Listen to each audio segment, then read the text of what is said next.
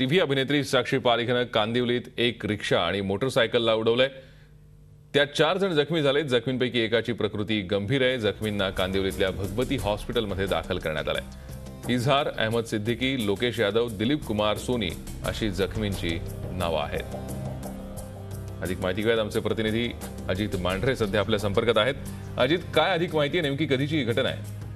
भूषण, ही जी घटना घडलेली यामध्ये जी साक्षी पारिख नावाची महिला आहे त्या महिलेने आपल्या होंडा सिटी कारने एक रिक्षा आणि बाईकवर उडवलेला आहे। असं सांगितलं जातं की छोट्या पडद्यावरती या अभिनेत्रीने रोल केलेला आहे सिरियल्समध्ये आणि तिने ज्या लोकांना उडवले 4 लोकांना त्यापैकी एक जण गंभीर आहे यांना आणि यापैकी एकाला भगवती हॉस्पिटलमध्ये ऍडमिट करण्यात आलेले आहे। त्याची परिस्थिती गंभीर आहे। पोलिसांचं असं म्हणणं आहे की ही जी गाडी चालवती महिला महिलेचा ब्रेकच्या एक्सिलेटरवर पाय गेला आणि त्यामुळे जी गाडी आहे ती स्पीडमध्ये पुढे गेली आणि तिने एका रिक्षा बाईकला ठोकर मारली आणि हा अपघात झालेला आहे।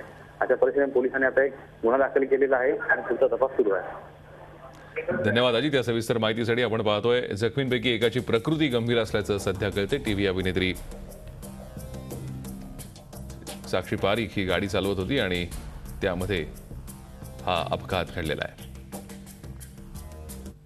झी 24 तास, एक पाऊल पुढे।